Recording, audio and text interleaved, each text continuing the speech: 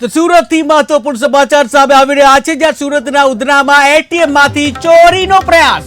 સુરતના ઉધનામાં એટીએમમાંથી ચોરીનો પ્રયાસ, ત્યારે બે ઇસમોએ એટીએમ તોડી કર્યો ચોરીનો પ્રયાસ. જ્યાં રૂપિયા નહીં નીકળતા બંને ચોર ભાગી છૂટ્યા, ત્યારે બેંક દ્વારા પોલીસને જાણ કરવામાં આવી.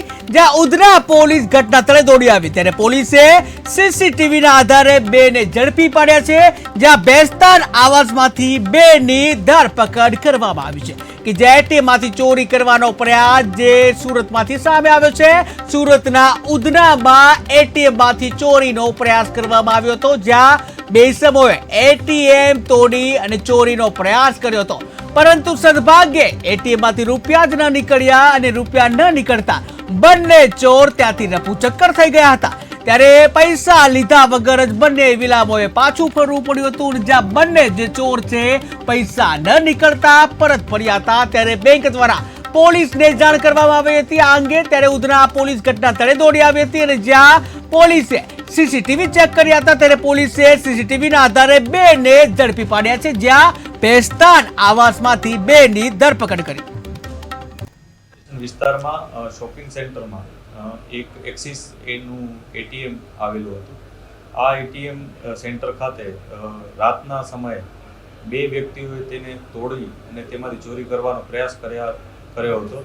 જે બાબતે તરત જ જે એટીએમ કંટ્રોલ રૂમ હોય છે ત્યાં સિગ્નલ ગયું હતું અને એ આધારે તેઓએ સુરત શહેર પોલીસ કંટ્રોલ રૂમમાં આ બાબતે જાણ કરી હતી. જે જાણ થતાં જ ઉધના પોલીસની ટીમ તરત એના ઉપર કાર્યવાહી કરવા લાગી ગઈ હતી. જેમાં સ્થળ ઉપર વિઝિટ કરતા જે એટીએમ મશીન જે હતું સેન્ટર, ત્યાં જે મશીન હતું એ તૂટેલી હાલતમાં હતું અને ત્યાંથી બે વ્યક્તિઓ ત્યાંથી નીકળી ગયા હતા એ પ્રકારની માહિતી પોલીસને મળી હતી.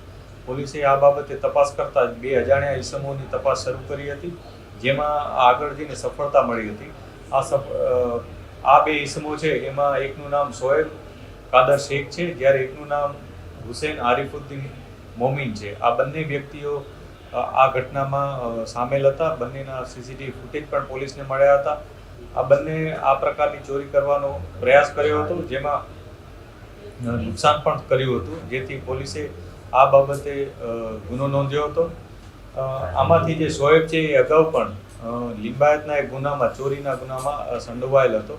પોલીસે આ બંને વ્યક્તિઓ પાસેથી 40,000નો મુદ્દામાલ જમા લીધો છે, જેમાં એક સ્ક્રૂડ્રાઈવર અને લોખંડની છીણી પણ છે અને એક મોટરસાયકલ કે જે ગુનાના કામે વાપરેલું.